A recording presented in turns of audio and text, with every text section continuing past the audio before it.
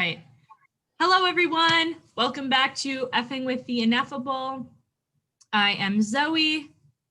And I am Smokey Piggleton. And yeah, welcome. This is our first time recording on Zoom from afar. So bear with us if there's any technical issues, but I think through the magic of modern technology. Yeah. 2 years ago, I wouldn't even have thought you could do this.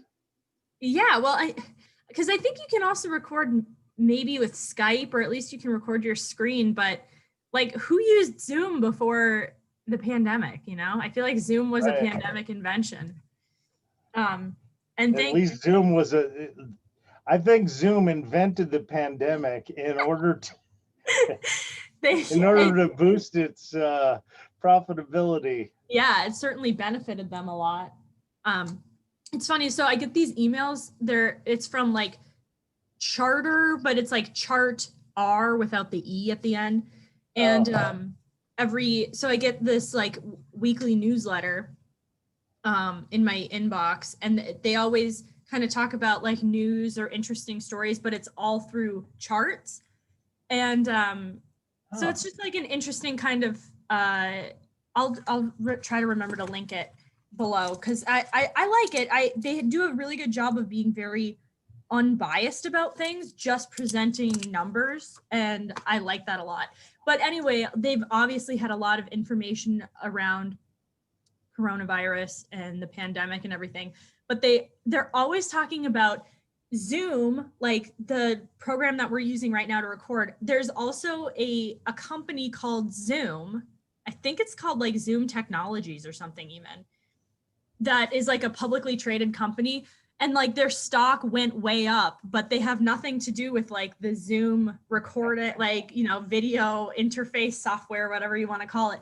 But like their stock they're a Zoom maintenance company. Yeah, no, like I don't even know what they do, but they benefited just because everybody is like, oh, Zoom, it must be. Oh, Zoom, I'm buying that. Yeah, exactly. So I think that's funny. So yeah, I have not talked to you in a few days. So how's it going? Been a little bit. Good to see you. Yeah, how's it going? Pretty good. It's snowing out there today. Really? Yeah. Wow, it's warmer here then, and we are more north than you, because we're right outside of DC right now. It's like right around right around freezing. It's cold enough to be sticking, but it's really a pretty snow. It's nice. So how was work this week? Again, we're still on they've made a new level, code orange. And that's what you're at? I guess halfway between code yellow and code red. If I'm following my color wheel correctly. Yeah, is code red the worst? I guess. I would assume code black is the worst. Yeah. So they're saying like everybody is erupting into flames instantly if they go outside. So just stay in. So they're saying things are bad right now. Well, do they have any like end date in sight, or they're just taking it one day at a time? Or nobody's estimating. I asked on the way out yesterday, I asked the other guys and I said, you know, do you think we'll be able to start seeing people next week? And they said, probably not. Probably not. That's frustrating. Yeah. Well, so what did you movies do? In yesterday. I was gonna say, what movies have you watched? I had a Stanley Kubrick day yesterday. I watched Paths of Glory. Familiar with that one? Yeah, I mean, I haven't seen it, but I know. Yeah, I'm familiar with it. Is it good? It's one of his earlier movies with Kirk Douglas. Isn't it black and white? World War I, and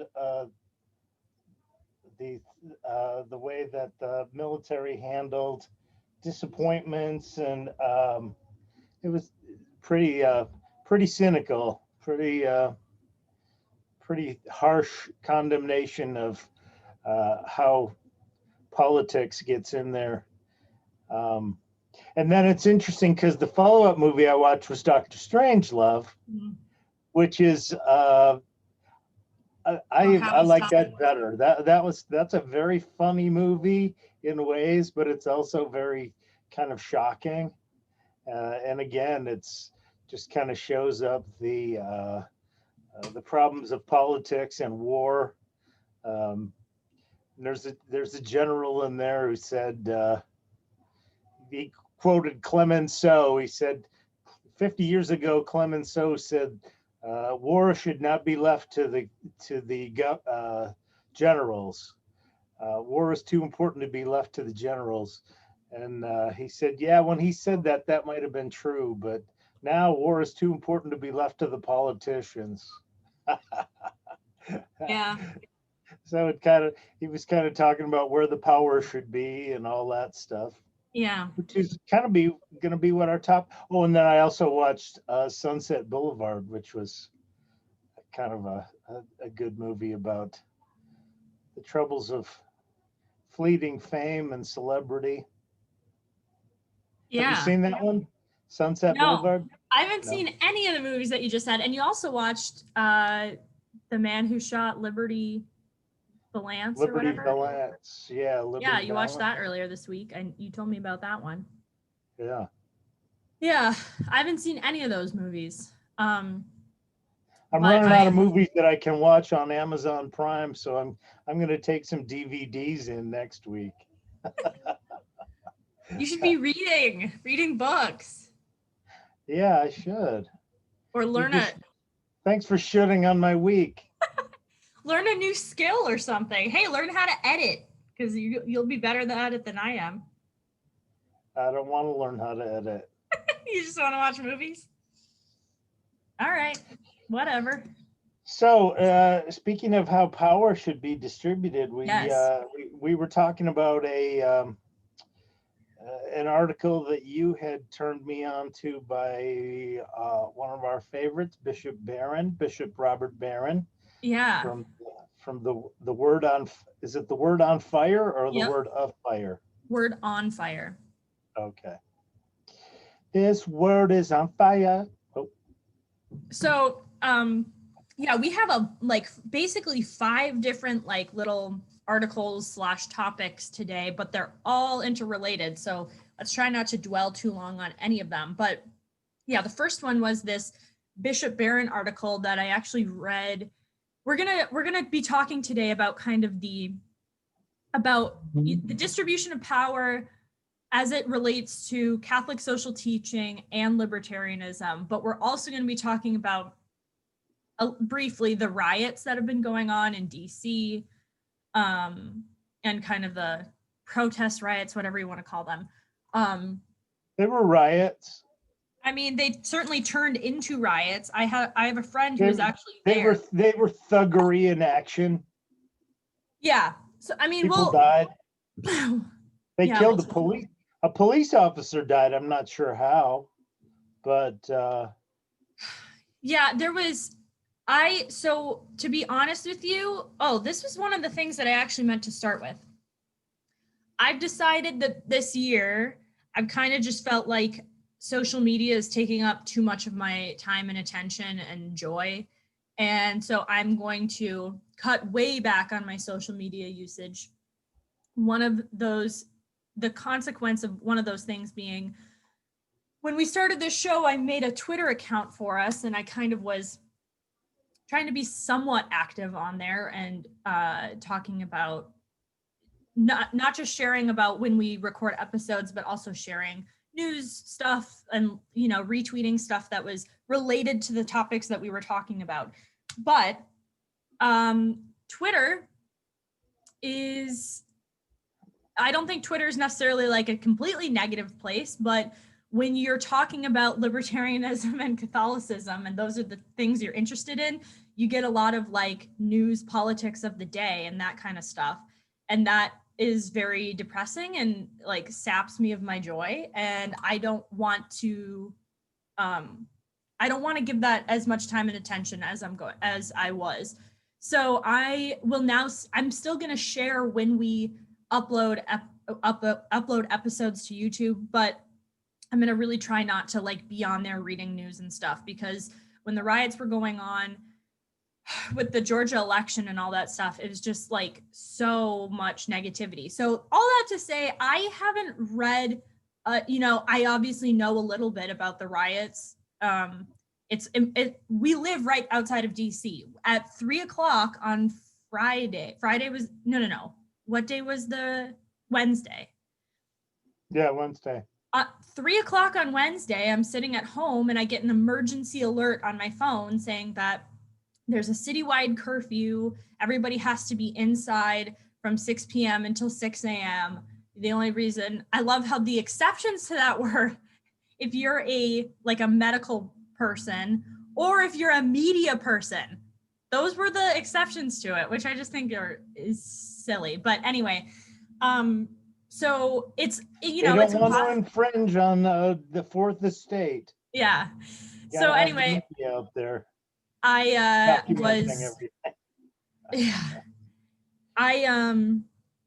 anyway, it's impossible not to know that the riots were happening, especially because they're right down the street from me. But I haven't read a bunch of stuff about it. I don't know all the ins and outs, but we're going to be talking about it in a more general way.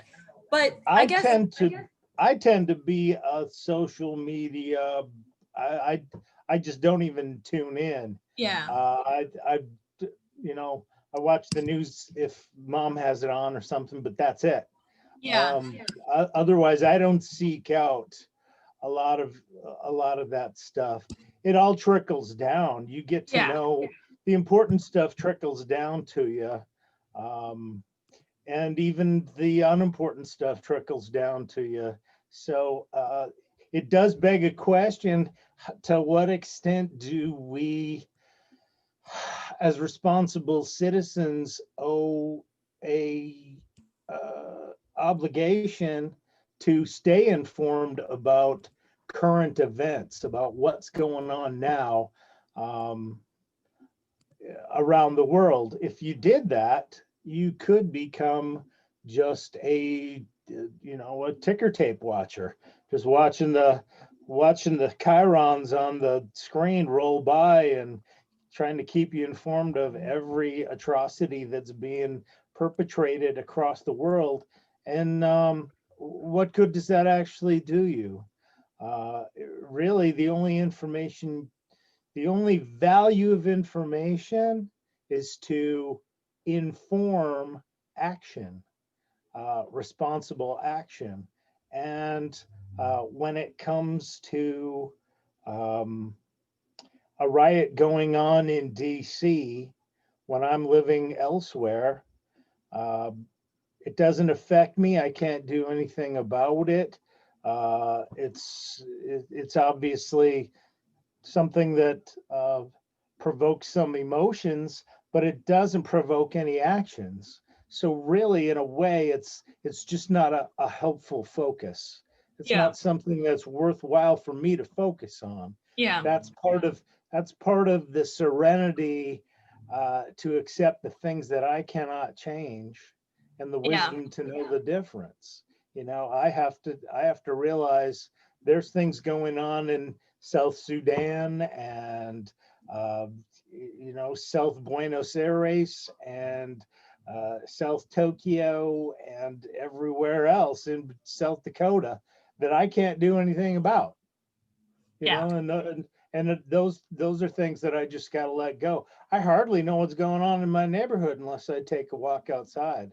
Yeah. I don't sit and listen to a police scanner waiting for to hear who's in trouble or what kind of trouble's going on. What does the Bible say about don't look for trouble. There's trouble. Every day has trouble enough in itself. Yeah. Kind of. Yeah. So, hey. So I just keep trying to look for things to enjoy and rejoice in. Definitely. Anyway, are we going to talk about Bishop Barron? Yes, let's do it. Okay, so this article from Bishop Barron is called "Why We Need a Distribution of Power." It was just written 3 days ago. So this would have been the Tuesday. day of the riots. I don't know. Anyway. The day before, I think. Yeah. The day before, you're right. So anyway, he's talking about how in Catholic social teaching, we need a distribution of power. And he's talking about how, he says, by a basic and healthy instinct, Catholic social teaching wants power as much as possible, distributed widely throughout the community, so that one small segment does not tyrannize the majority or prevent large numbers of people from enjoying the benefits that are theirs by right.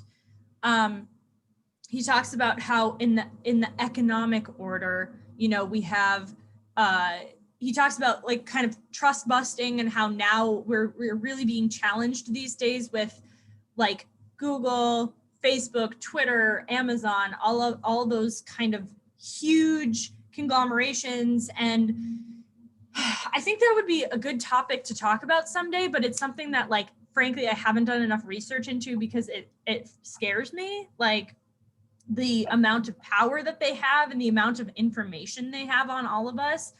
Like I was just thinking yesterday, I have so many things that, like, websites and apps and stuff that I log into either through Facebook or through Google. Like when you first sign up for something, it'll be like, do you want to sign up with this through your Google account?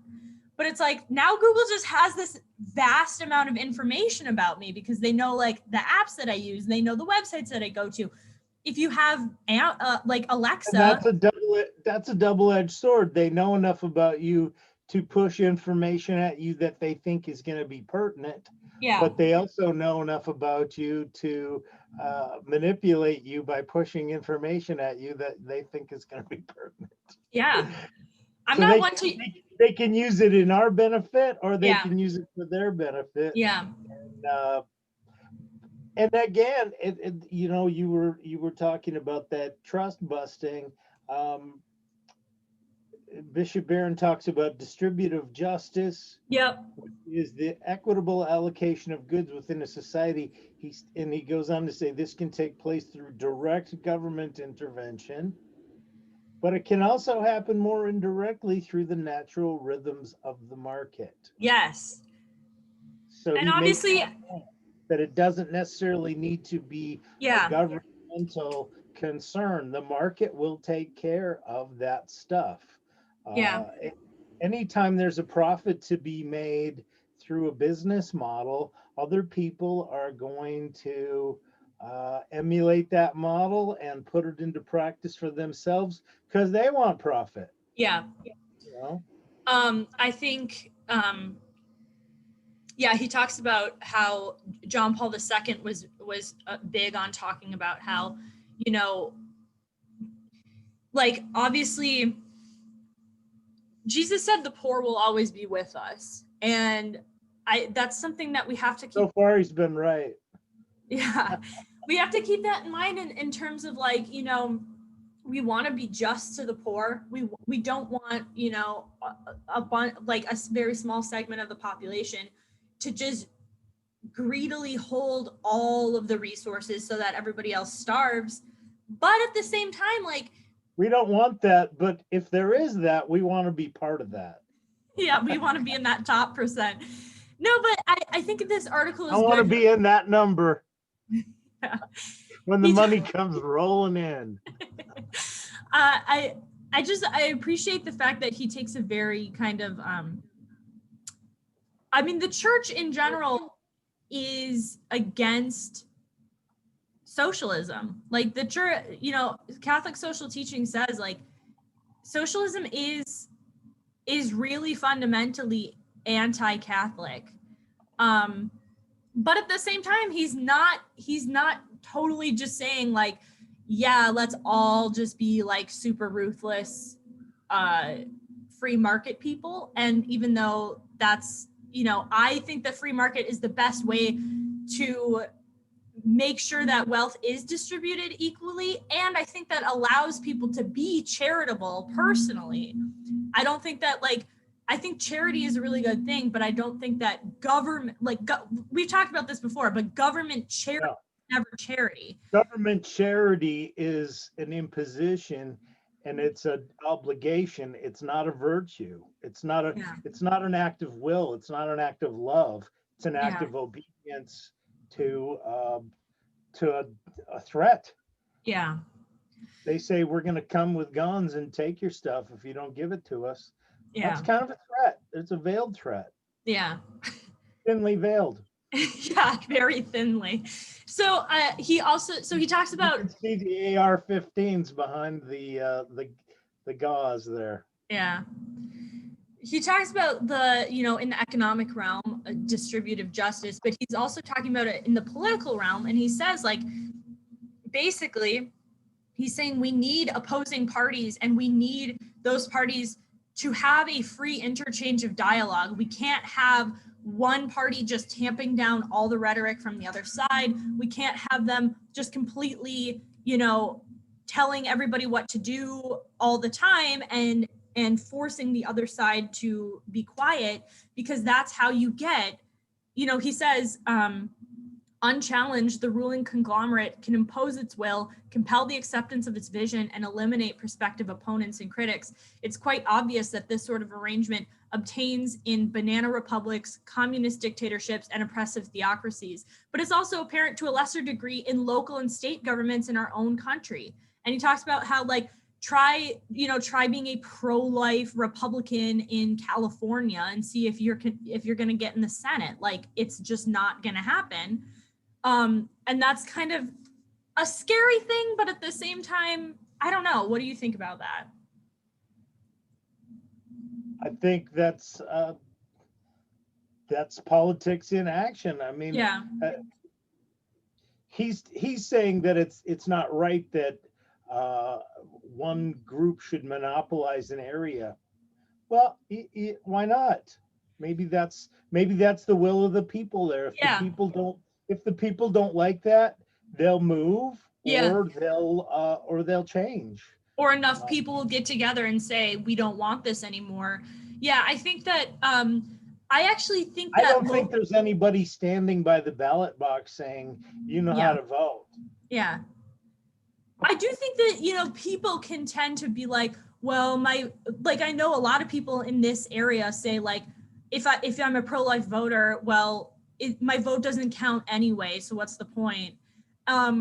But at the same time, and if enough people said, okay, let's get together and make our vote count, that's how things change. I actually like the fact that in different states, everyone knows that California is an extremely liberal place. If you don't want to live somewhere with a lot of regulation and liberal policies, don't live in California. And lots of businesses are now leaving California because they've become such a hostile environment to entrepreneurship and business and whatever. And I think the same thing, like, I have libertarian friends here. We talk all the time about how we don't want to live here forever because this area is extremely liberal and extremely, I wouldn't say it's like hostile to the idea, to libertarian ideals. You can obviously make it work, but if you really want to be free, this is not a good place to live. Living in the capital of the state. If you've got problems with state power being exercised, dominantly, then you probably can't live in the capital of the state. Yeah. I mean, I agree. So he talks about how we should really equip a variety of parties, provide for greater turnover within legislatures, lift up various expressions of local government, allow for mediating institutions. Local government. That was the point I made. You and I had a interaction there before the elections where I said I don't know that it's even ethically right to vote in a federal election, given that both parties are going to be acting in a way that I don't think is right. Yeah. And so I think, and the only way that that's going to change, the only way that this two-party, which is basically one party with two faces, how that operates is only going to happen if we start to feed in to local and state level, local, city, county, kind of get Yeah. good leaders there, and then have them rise up based on their merits rather than on their affiliations. Yeah. Right now, it's basically crony political economy Ism. right now. Yeah. Yeah. Either, Yeah. if you're a Democrat, you're going to get Democratic support. And if you live in a Democratic area, that probably means that you're going to get elected. So. Yeah. And I think this, when we getting into the riots, I mean, we can, so he talks some more in this article. This is a good article, and I'll definitely link it below. But he just talks about how an alternate name for this distributism might be localism, and talking about how really local, like having power for each person locally is the best way to, is the most just way to spread out power. And I think right now in our country, there really is an imbalance of like the presidency, the Senate, the House, the Supreme Court.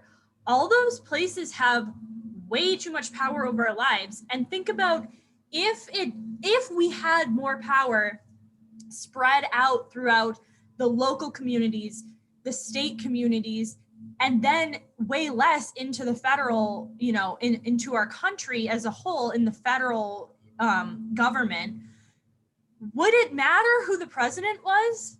Would we be rioting and trying to, would people be rioting and trying to break into the Capitol building? And, it's a good point. It shows you that the balance of power has gotten out of hand. The federal government has way too much influence. That's not what the founding fathers expected or wanted. We certainly need to have some federal power in order to maintain a union, but really we need a lot more state and even more local power to make decisions and to direct things. Well, it's interesting when you when you say the federal like the founding fathers didn't want that. I think that even the founding fathers who were in favor of, there was the Federalists and the anti-Federalists. Like there were the people who wanted more centralized power and the people who wanted less centralized power. But even and the Federalists were the people who wanted a stronger federal government. But even if you read the Federalist Papers, it's not like what we have now was even in the realm of what they wanted. Like they were afraid of giving too much power to the people because they saw how people would. Did you watch the John Adams miniseries? No. It's really good. You should really watch it. But at the beginning, there's a scene where they tar and feather somebody. I think they're actually tar and feather a British officer, actually, I think. But it's really scary when you actually see what tarring and feathering somebody is like. It's a scary thing. Like it's an extremely violent act. And John Adams saw these people get together in a mob. And when mob rules, it's like, that's when we get stuff like tarring and feathering people. That's when we get stuff like the riots that have happened on both the right and the left this year. Or I mean, in the past 12 months. And that's a scary thing. We don't want just pure, what Bishop Barron says at the end of his article is, what I hope is at least relatively clear is that this uniquely Catholic approach cuts against both the extreme left and the extreme right. Catholic social doctrine advocates neither statist control nor individual freedom run amok. It holds out a wide and just distribution of economic and political power as an at least asymptotically approached ideal. So I think he's talking, when he's talking about we don't want individual freedom run amok, I think that that's part of what we're talking about. We don't want just like, you know, if we had just pure majoritarian system of voting or whatever, you know, 51% of the people could get together and say, let's take all the money from the 49, and they would win. And that's, you know, that's obviously not just, and that's not fair. That doesn't protect the rights of every individual. And so I do think like libertarianism as a means of protecting the rights of every single person in our country and hopefully in the world more broadly. But I think that that is the best way to get this kind of just distribution of power. Right. Yeah. So let's talk a minute about, did you want to talk? I wanted to just say one more thing. Yeah. Bishop Barron also mentioned the cultural monopoly on power, which is the ability to control the media and the things that are put out in entertainment and music and literature, etc. And that stuff seems to be pretty firmly in the hands of more left-leaning folks at this point. Yeah. And he mentions that. So that was another thing that I just wanted to point out from his article. I think that's definitely interesting, and it's funny because, you know, like obviously any Hollywood movie, like when you can see Hollywood movies that have more like libertarian kind of or even conservative values, but if you do, it's they usually apparently get shouted down. That's that hillbilly hillbilly rhapsody, hillbilly elegy. Yeah. But I mean, you can find them, but they're often very subtle. Like, did you see the movie A Quiet Place? No. Good movie, really good movie. It's very pro-family and pro-life. Anyway, really good movie. Watch it. It's good. Anyway, I was getting off topic there, but anyway, there's clearly a left-leaning bias in Hollywood, but the people from the Daily Wire, Ben Shapiro and Jeremy Boring, they actually just created a movie studio they just released their first film. I think it's called like Run, Hide, Fight or something. I should link it. I haven't seen it, but I think it's like about a school shooting actually. Yeah, that's interesting. I was going to say that's basically the advice they gave us at the prison for handling if there's if violence breaks out. Like overthrow. Run, hide, and fight. Yeah, it says run if you can, hide if you can't, and fight if you need to. Yeah. This says Run, Hide, Fight is a 2020 American action thriller film, follows a high school sieged by a quartet of school shooters. And I thought that this was, I'm pretty sure this has to do with the Daily Wire's entertainment business. It is kind of like helping to promote this, I guess. So anyway, I just thought that was interesting because a few years ago there was that series of movies that were more religiously themed. Yeah, the like Kirk Cameron ones. Yeah, and I think the guy's name was Kendrick or something. The guy who did a lot of the directing for the like the Love Dare movie. Yeah, Fireproof, yeah. And they had one about football or something. I watched those back in my youth group days. I mean, those movies were popular. They made money, but I don't know how good they were. But it's just interesting. Yeah, I guess they were good-hearted. Yeah, they definitely had good intent.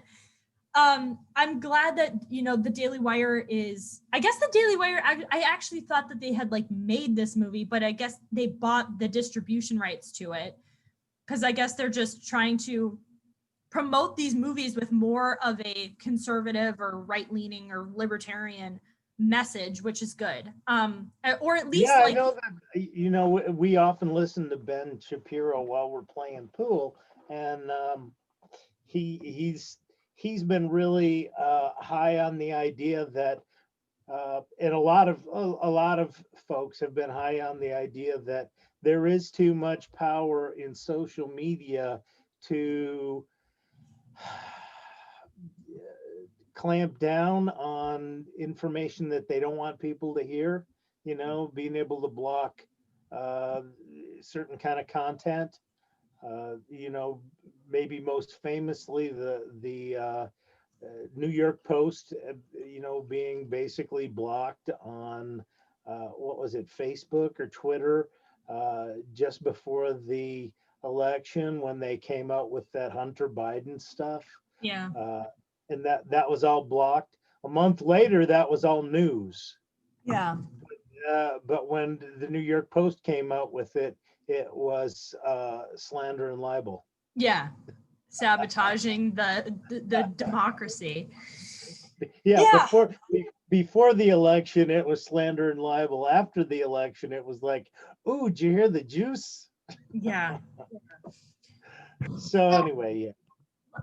So my dad also found this article from the USCCB, which is the United States Conference of Catholic Bishops, talking about 7 themes of Catholic social teaching. Yeah. I'll just read these real quick because I think they're interesting. And I think these are all things, keep in mind, I think these are all things that libertarianism really promotes. So first one is life and dignity. To some extent, they at least allow it. It's not anti. Yeah, they're not hostile to it. Right. So life and dignity of the human person, like what's one of our most basic rights? The right to life. I mean, now there are pro-choice and pro-abortion libertarians, but I think that if ultimately the right to life is something that libertarianism really promotes and values. Call to family, community, and participation. Now, they wouldn't say that the libertarians would say we don't want those things on a governmental level, but certainly you're free. The more free you are to express those things on a personal level, the less restriction from the government you have on those things, the better. So I would say that libertarianism promotes that. And if there is going to be some degree of government, you ought to have some degree of participation in it, because the government is of the people, by the people, and for the people. And if the people aren't involved, then other people are going to run it the way they feel is right. And that might not be as pure-hearted as you would like. Yeah. But I think obviously when you talk about family, community, and participation, participation in politics is important, but it should not overshadow the participation in your own family, your own community, your church community, whatever you want it to be. Those things are way more important than our participation in government, or at least should be. Our government should have less power over our lives than those other influencing factors, like our family and our community, or various communities that we're a part of. So anyway, rights and responsibilities. Hashtag think globally, act locally. Rights and responsibilities. Obviously, rights and responsibilities is the entire, that's basically the tagline for libertarianism, rights and responsibilities. Option for the poor and vulnerable. Once again, if the more free people are to have an open exchange of goods and services, the more that's going to benefit everybody. And the more free we are to do as we wish with our money, the more free we are to give charitably to the poor and the vulnerable. And how important is charity? It's the most important. Yeah. Faith, hope, and love, but of these, the most important is love. And another word for love is charity. Right. And Jesus tells us he gives us the answers to the final exam. He said, when I come again and I judge everybody and I grade everybody and I decide who's worthy of heaven and who's not, what is he going to grade us on? That we showed up in church on Sunday? No. No. That we gave a lot of money away? No, not necessarily. Yeah. You know, that might be an empty gong that we're banging there. Yeah. He says, whatever you do for the least of my brothers, if you come visit me in prison, if Yeah. you come, you know, counsel the doubtful, instruct the ignorant, you know, help take care of the least brothers, Yeah. clothe the naked, feed the hungry. You know, so he says the option for the poor is right there. Yeah. And everyone, I think there's a lot of different views about who are the most poor and vulnerable people in society. And I think that when we are free to do as we wish with our own money and time and give to the people that we view as most poor and vulnerable, then naturally, like, more people are going to be helped. Like when the government says, okay, we're going to help people who can't afford food. Well, yeah, that's one subset of people, or people who can't afford healthcare or education or whatever the government decides they're going to give money to. Okay, I think that the most poor and vulnerable are the unborn. I think those are the most poor and vulnerable in our society. Some people think the most poor and vulnerable are the elderly or veterans, or that's what I think. Old guys who need love. or the mentally ill or whatever. I think that like all of those people, you can make an argument that all of those are the most poor and vulnerable, or at least a subset of the poor and vulnerable that we need to be watching out for. And when we're free to do that, when the government isn't the ones deciding where our charity is going to go, then those people are going to be more likely to be helped. Anyway, the dignity of work. And you know, you don't have to look far to find people who are poor and vulnerable. Yeah, for sure. You know, probably among your neighbors, there are some folks who could really use you know, at the very least, a smile and a like, how you doing? You doing all right? You feeling okay? You know, a little bit of concern, a little bit of compassion goes a long way. You know, those things are easy to do. But what did Mother Teresa say? A kind word and a caring gesture, you know, are easy things, but they have echoes in eternity. Yeah. And that's true. Yeah. That's not necessarily a libertarian thing, but there certainly is a group among the libertarians who would say that the, you know, enlightened self-interest, if that is the, you know, dominant motivator in your life, enlightened self-interest requires that we raise up everybody else. You know, that as long as there's poor people, it's going to be hard to feel good about living in this world. You know, that's and that's like the, you know, and we talked the other day about what's the appropriate stance toward inmates.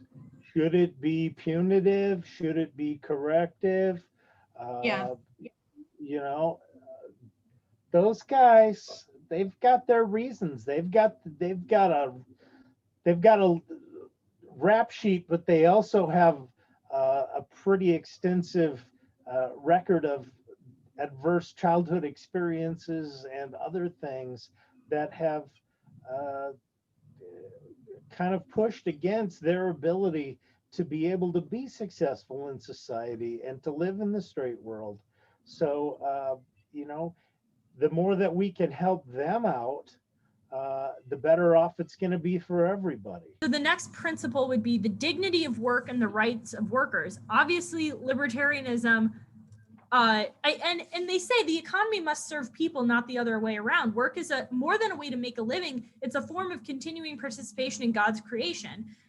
I think that libertarianism best protects the dignity of work and the rights of workers. You know, some people would argue that socialism upholds the dignity of work, but actually I think Socialism forces you to work, and it no longer makes it a dignified action. It makes it your, like, you know, it's like when the government gives charity, it no longer becomes charity. When you're forced to work, there's no longer dignity in it. You're now a slave to that. It's called slavery. Yeah, exactly. Okay, solidarity. We are one human family, whatever our national, racial, ethnic, economic, and ideological differences. Yeah, that's one of the biggest issues that we're facing right now is, you know, all this division. We're constantly seeing division, and we're seeing the othering of people and wanting to distance ourselves from people, and that's a real problem. And I think that Catholic social teaching, putting an emphasis on, once again, we are all made in the image and likeness of God. That's a really important thing to keep in mind. And at the core of the virtue of solidarity is the pursuit of justice and peace. Pope Paul VI taught that if you want peace, work for justice. Yeah. Blessed are the peacemakers. And then the last point is just care for God's creation, which I think care for God's creation is something that we're free to choose or not. And hopefully when we are given that freedom, we can choose the good and choose to protect, you know, the environment and to whatever extent that we want. And when we have more money, we're free to put our money towards things that we care about. And one of those things can be the environment in whatever way that we think is the environment best needs protection. Not the way that the government says everybody has to run on solar power or whatever. You know, we're free to say, okay, we're gonna put our money into recycling. We're gonna put our money into green energy. We're gonna put our money into you know like whatever it is. We're making chemicals and waste that isn't going to like pollute our water system or whatever. Anyway, and that's just wisdom. You know, if you want to have a business model that's going to persist, then it has to be sustainable, and sustainability requires that you don't poop where you eat. Yeah. You know, no less a visionary than Dr. Seuss wrote that book about the Lorax, which was, a really simple thing. You cut down all the truffula trees, you don't have any truffula trees to exploit anymore. There you go. Your business is done, you know? Yeah. But if you want to keep planting trees and keep using them wisely and recycling and reducing, that's gonna work out better. It might not be initially economically as viable, but in the long run, it's going to be more sustainable. And so you have to choose wisely. You can. It's like a lottery. You can take the big payout initially, or you can take the gradual payouts that are going to sustain you through the long term. Which is going to work out better. If you're wise and you know how to invest well, probably taking the big amount initially is gonna work. But that's the end of the payday. If you're gonna be like, hey, I've got money, let's spend it, you're gonna be back to broke in a big hurry. Yeah. That happens a lot with winners. Yeah. Fools and their money soon go their separate ways. Yeah. Yeah, for sure. Let's try to talk quickly. I don't know how long we've been recording, but I'm probably almost an hour. Let's try to talk quickly about the Cornel West thing, and just about the kind of the riots and the Bishop Barron video that he made about the riots. But you go ahead and lead this Cornel West thing that you sent me. Yeah, that was something that I just found. Just Googling around. It was this thing that came out in the summer. Cornel West and Robert George, who are really kind of disparately perspective folks. Kind of like the RBG and Scalia. Yeah, opposed ideologically, kind of. Yeah, but they respect each other, and they came out and they made this unified statement. To unite the country, we need honesty and courage. All of us must speak the truth, including the painful truths that unsettle not only our foes, but also our friends, and most especially ourselves. So, you know, above all else, to thine own self be true. Yeah. So they talked about honesty and courage alone can save our wounded, disunited country. We need the honesty and courage to speak the truth, to honor the contributions of great men and women who have come before us. So you don't have to topple every statue that you see. To recognize the faults, flaws, and failings of even the greatest of our heroes. Yeah. All right. Yeah. We got a lot. We've got a lot of human heroes. You know, we only have a few divine ones. We need the honesty and courage to recognize progress toward the ideal of equal justice and movement toward the common good. And that the blows against injustice, oppression, and tyranny that we as a people have struck sometimes at incalculable costs of blood and treasure. So, you know, sometimes we've needed to stand up and fight. We need the honesty and courage to recognize the blights on our history, the grave wrongs that have been done. They're probably talking about slavery there. We need the honesty and courage to express dissent, to say, no, I'm not going to go along with that. When our conscience tells us that our tribe has gone astray and gone too far, or become fanatical and blind to integrity and the dignity of all, that's probably going to be something that we're going to reference later. We need the honesty and courage to stand up, to stand alone if necessary, to speak the truth as God gives us to see the truth, to the politically, economically, and cultural powerful, as well as to the relatively powerless.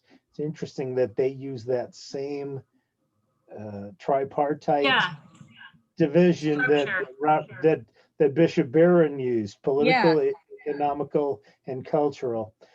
We need the honesty and courage to think first of the weak, the poor, the vulnerable, and the impact on them for good and for ill.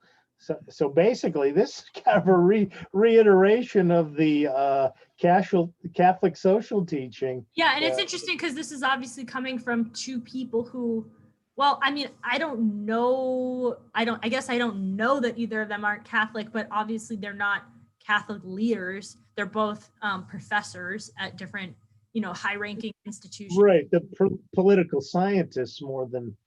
Yeah. So it's just interesting that Catholic social teaching is lining up with, what they're talking about in their call for, honesty, courage, and unity, basically, and saying like we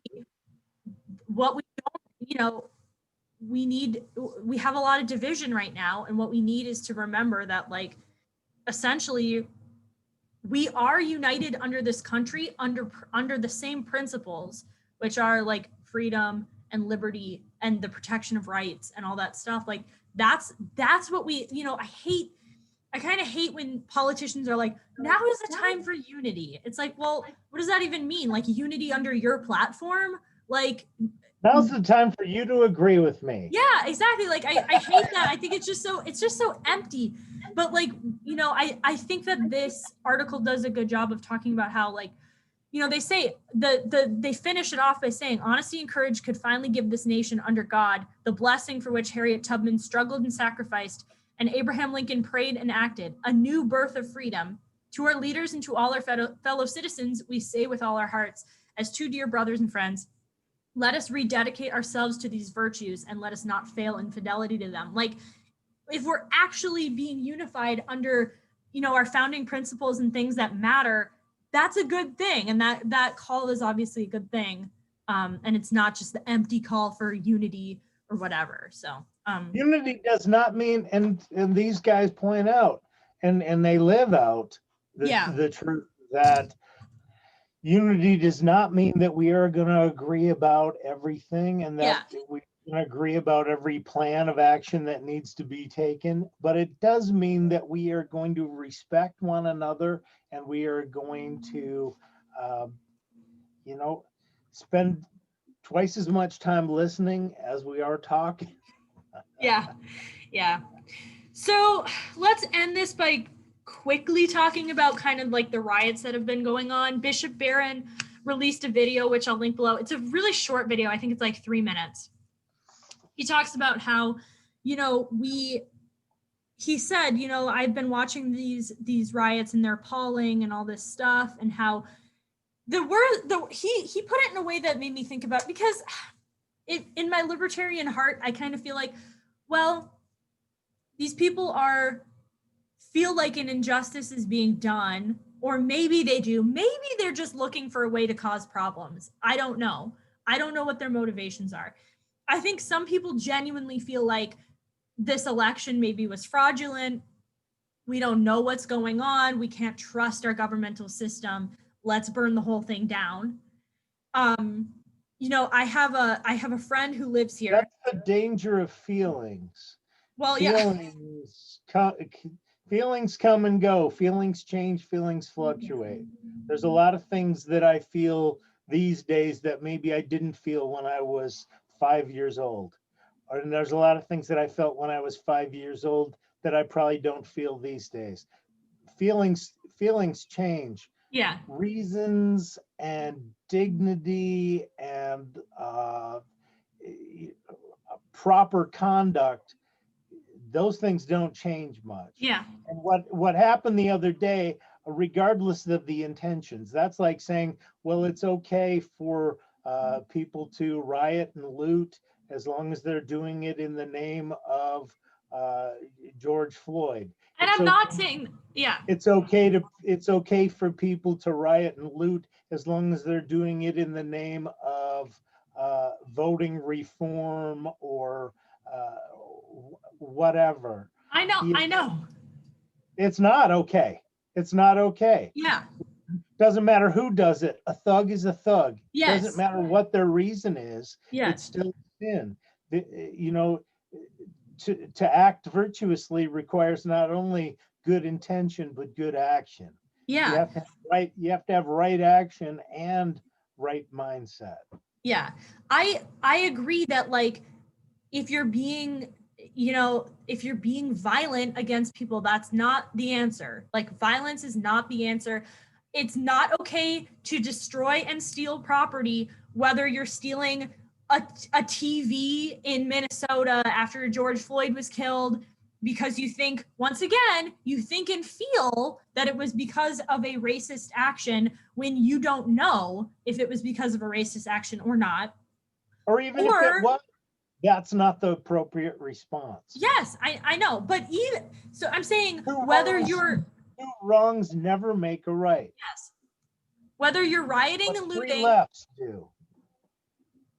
It's not okay to steal a TV no matter what's going on, because it's not your property you're stealing.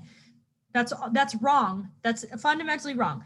Whether it's because you feel like there was some injustice done to a person, or you feel like you can't trust our government, neither of those actions that you're taking are obviously the right way to do this. Bishop Barron made the point, which I thought was really good, where he was talking about, once again, this is coming down to free speech, which we talked about before. What's the purpose of free speech? The purpose of free speech is to bring out the truth so that we don't have to hit each other, because that is why we invented speech. We invented free speech so that we can duke it out in the arena, in the public arena, without actually coming to blows. Yeah, to fighting each other like that. And that he was saying I think he said in 1861, when they were inaugurating Lincoln. Sorry, I'm starting to lose my ability to think. They were worried that they weren't going to be able to count the electoral votes, but they were able to do it. And he was saying, this was something where yesterday, or 2 days ago, whenever the riots were happening, this is something that we should be able to do. We should be able to count the electoral votes. Now, if you think that fraud was going on, Obviously, it's good to peacefully protest. It's good to get involved in your government and try to tell them, hey, we really need to like clean this up, because if we can't trust the outcomes of our elections, that's democracy is going to break down pretty quick. Yeah, And things are going to erode. Yeah. my friend who, you know, she went to the protests. She said there were tons of people there. The vast majority of them were being completely, you know, were following what we're saying. The vast majority of them were, again, one of those peaceful protests where things are burning. yes, mostly peaceful protests. I know that's a stupid thing to say, but I do think that people should protest when they're upset about something. I don't think the people who were scaling the wall of the Capitol and going in and stealing the podium and doing that stuff, those people are not protesters. Those people are thugs. Those people are criminals. Those people should be prosecuted just as everyone who was causing violence and rioting and looting and stealing things earlier last year after George Floyd was killed. All of those people should be prosecuted too. That is not okay. But what I am saying is, I think that the protests can be a good thing to show displeasure and say we need to clean up the system. But what is that protesting actually doing? That is a form of free speech. That is saying we are using our collective group to express that we are not happy with what's going on. And I think that that's fine. But obviously, neither of us think that violence is okay. Neither of us think that violence should be condoned. Yeah. Do you have other things you want to say about it? Just that we need the honesty and courage to express dissent. I mean, there's an obligation to protest and to speak your piece, you know, in the interest of justice. If you feel that there's an injustice going on, you should stand up, you should talk about it, you should deal with it and take it. But I don't believe the by any means necessary generally applies to this. You know, I don't think that armed force is called for in this situation. I think that's an extreme viewpoint, and I think it's wrongheaded. And what it does is it undermines. You know, if there was 50,000 people there to protest, and 49,600 of them were there to say, hey, we have some questions, we have some concerns, we have something that we want to talk about. The 400 people who were setting fires completely blew that out of the water. Whatever the reason for the protest was, got lost in the smoke that was caused by the fires, you know. And that's sad, but and that's ultimately the fault of the 400 and not the fault of the, you know, the other 4,000 or whatever. I don't remember what number you said, but yes, 46,000. And I think that the part of the point I was trying to make before is like, I do feel like, you know, as a libertarian, I worry about our government getting too large. I worry about a lot of things. And I do feel like at some point, there might be policies that are enacted that would make me want to rise up and fight against our government. Yeah. I think we need more evidence of those. We need, in order for that to be justified, I think we would need more evidence of fraud. And I don't think that the way to do it is to go out and hurt fellow citizens. I think the way to do it is to, you know, to rise up and fight against our government. But I don't think we're there yet in terms of having the evidence that is necessary, because that is obviously like a last resort. That's like, we have tried every other means, just like the founding of our country. What did they do? They rose up and made militias and fought against a tyrannical government. I think that sometimes can be justified, but that I don't think we're there yet. And I think that we need evidence, and we need to express our displeasure and express the need for change in other ways before we get to that point. Absolutely. I agree with you. I think that's I think that it's extremist to think that it's time to kind of break up the nation. I mean, if it's time to break up the nation, work within your state for secession. Yeah. You know, if enough states start moving towards secession, people are going to listen. Yeah. People are going to listen. When the federal government is starting to lose their income tax, they're going to listen quick. Yeah. But if a bunch of maniacs attack the Capitol, Yeah. all that does is make people think, oh, there's a bunch of maniacs attacking the Capitol. We can't hear what they're saying, because what they're doing, their actions are so loud that we can't hear their reasons. Yeah. You know, they probably had good reasons. Yeah. The people who were you know, goofing around in Portland all summer, they probably had their reasons. Mm-hmm. The people who are goofing around in the Capitol now, I'm sure they have their reasons.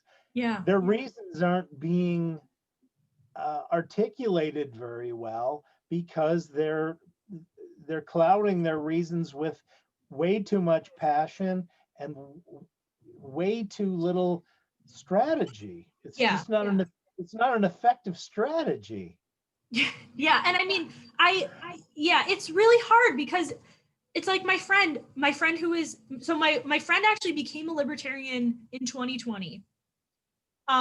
She was a liberal her whole joined the got the actual card carrying.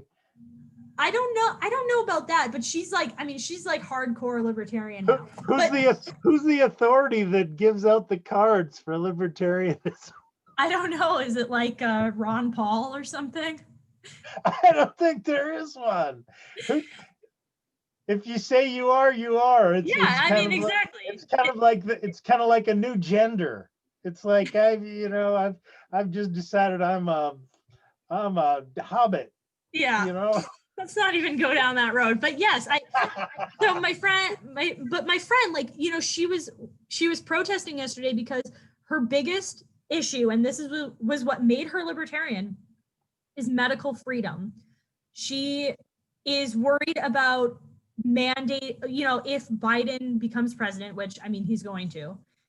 At this point, it's a certitude, unless he dies in the next 12 days or whatever before inauguration.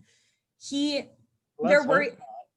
Yeah, of course I don't hope that, but I'm saying, like, because then Kamala gets to be president, and that's what I'm real scared. Anyway, that's out of the frying pan and it right into the fire.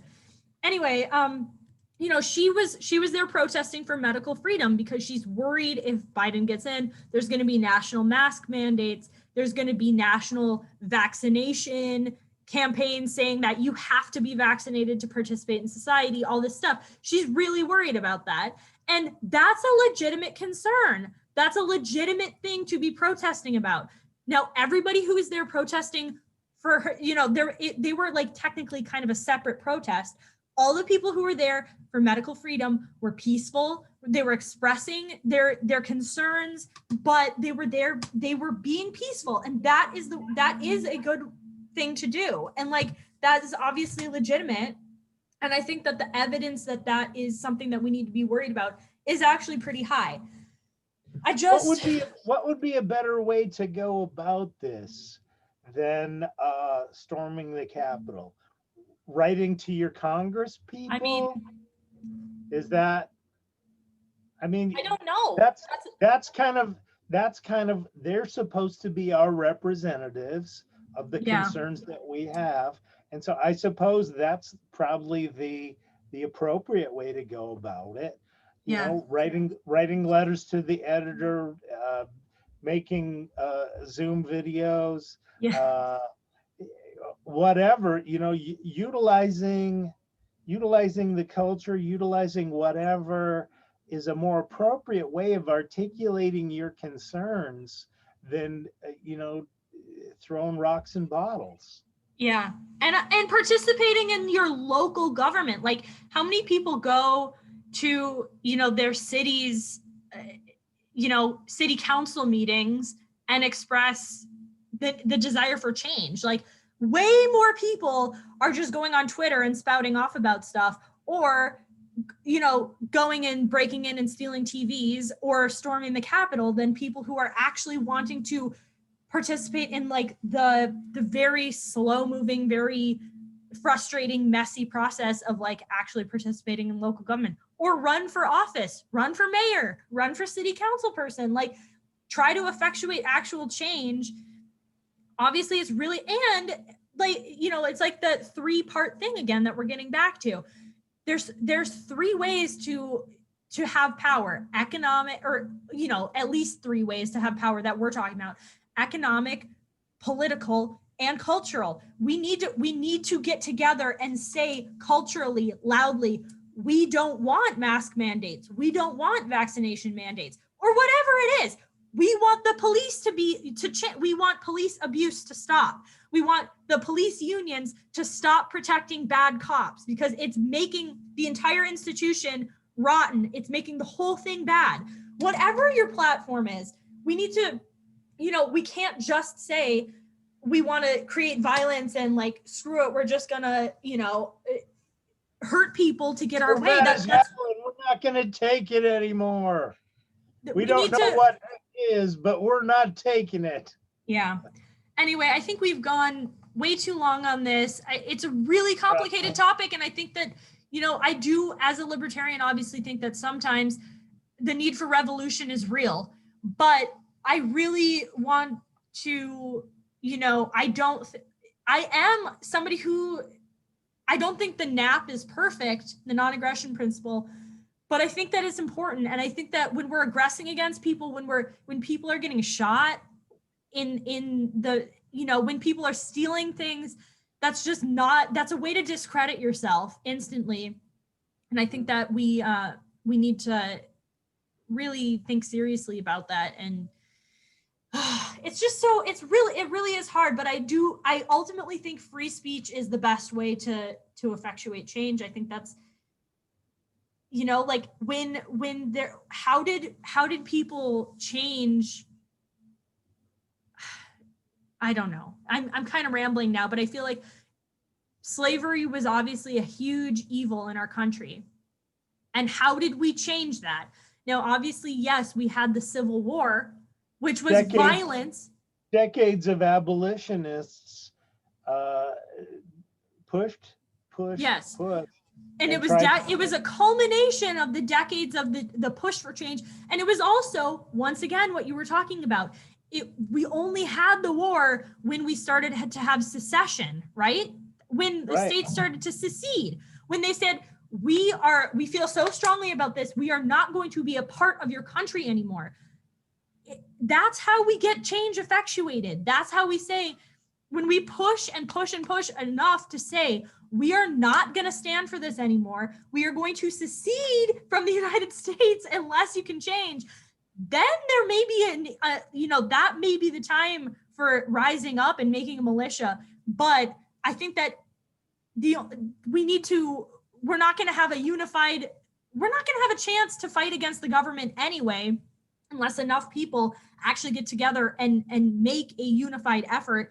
And I think that secession is definitely a good first step if you think that it needs to be that extreme. If we can't change the law, we need to secede, and then might be the time for violence. But I don't think that's the time now, or aggression, or whatever you want to say.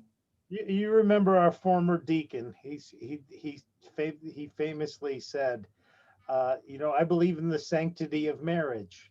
I've never thought about divorce a single day in my married life. I think about murder pretty often, but I've never thought about divorce. Yeah. Now in the government, it's the opposite. Yeah. You need to think about divorce. You need to think about saying, you know what, we need the honesty and courage to stand up and say, I'm not willing to be a part of this anymore. Yeah. I'm not willing to be a part of your socialist program, or I'm not willing to be a part of your fascist program. Mm-hmm. But we are going to disassociate ourselves from you. And that might mean that the states, if you look at the United States, there's a lot of states in the United States that are much bigger than countries in Europe, Hmm. you know? And if we decided that, okay, we can't be a part of the same country anymore. Yeah. I feel, I feel so, and I believe so differently from you that I don't think we can get along. You know, irreconcilable differences. We Yeah. just need to move toward divorce. But divorce doesn't mean you go and that you start beating people up and starting fires and, you know, looting. It means you say, you're going to change or I'm going to leave. Yeah. That's the Divorce old, is actually the better old than Hank, murdering your the old spouse. Hank Williams song. You're Yeah. going to change or I'm going to leave. Divorce is better than murdering your spouse.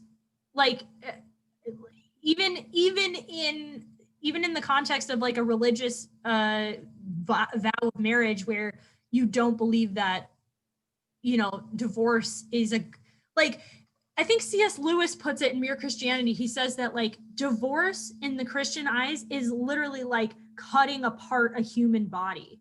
Like, because we Right. believe that when you're Because married, we are one flesh. yes, What you God has become one done. being. But he says sometimes that's necessary. You know, like we can believe that it's always an extreme measure, but sometimes it's necessary. It's better to cut apart a human body in hopes that the two halves will continue living than to murder your spouse. And I think the same thing's true in the government. It's better to secede from the Union, to secede from the United States, than to kill each other in the process and completely destroy like the hope of freedom in the world. But yeah, I think that's like, And again, it's going back to that saying that we referenced before. If your eye offends you, pluck it out. yeah, You know, if your hand leads you to sin, cut it off. If we feel that uh, that our brothers and sisters, despite our objections and despite our best efforts uh, to to work it out, are leading us on the path to hell, we have to say, I'm not going yeah, with you. You know, you're going alone. yeah, I dissociate from you, and that's okay. yeah. Sometimes we need to say that. Whether that's somebody in your family, whether that's somebody in your local community, whether that's your state, or whether that's the federal government, it's better to be separated from that than to once again go to And hell hand in hand. and even more so, and I think they made a good point here, most especially ourselves. We need to take a look at the things that we're so certain about, the things that we're so uh, dogmatic about. Is that really something that I need to hold on to so closely? I need to be conscientious and to you know, the unexamined life is not worth living. Yeah, That's first and foremost. I need to look at my own conscience. yeah, I'm the biggest sinner I know. I need to take a look at me and I need to say, how can I be better at loving the people? yeah, How can I fulfill the great commandment to love one another as Jesus has loved me? yeah, And that's something that I need to do individually first and foremost. yeah, I need to be the change I want to see in the world. yeah, If I can't do that, then I'm just you know, being a big baby saying, look at all these mean people. I don't like them. yeah. Boo, Yeah, I mean, boo. are you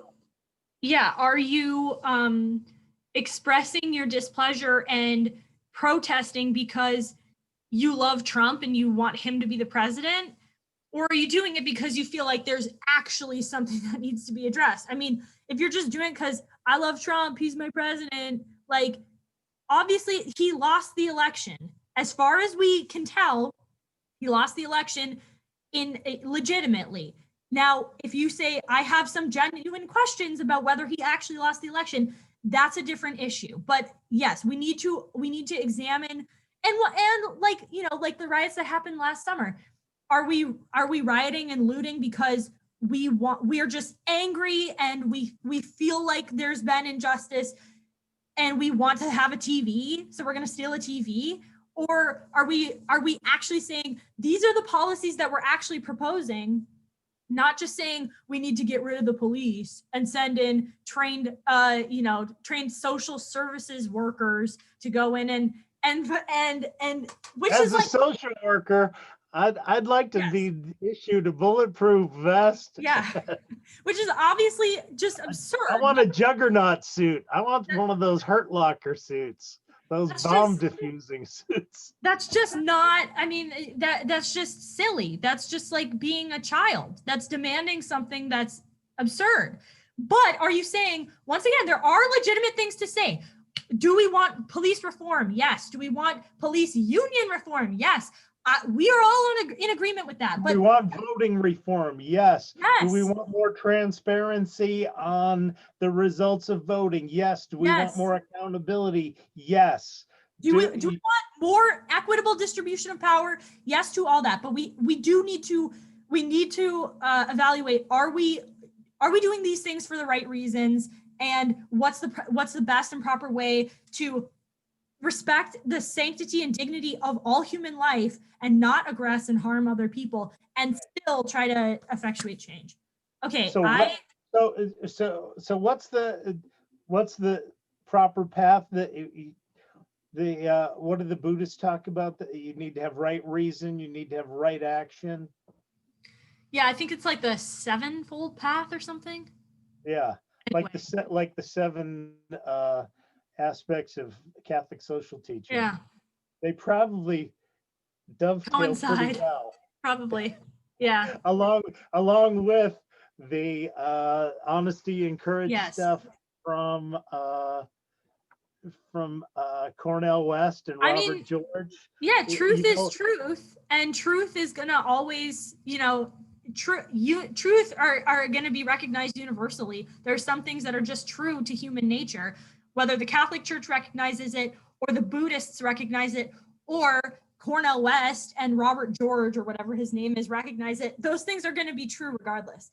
Anyway, I think we need to say goodbye because we've been recording a very long time and I have to go take care of my children. And you'll have to edit a lot of that stuff, but yes, that's okay. Yeah. So thank you for joining us. I hope this was helpful. If you want to hear us talk more about this, I don't know if we have much more coherent things to say about it. If you want to hear us talk about anything else, get in touch with us. Send comments. Have the honesty and courage to tell us if you disagree or if you agree and try to articulate your point. Yeah. Love to hear it. Be glad to respond to it. Yeah. All right. Thank you everyone for joining us. Have a really good week. I think this is probably going to be uploaded maybe on Monday. I think we're going to try to be more consistent now about uploading hopefully every Monday. So yeah, we might change that around in the future, but for now we're going to try that and see how it works. So thanks so much for joining us, and we'll talk to you next time. God bless everybody.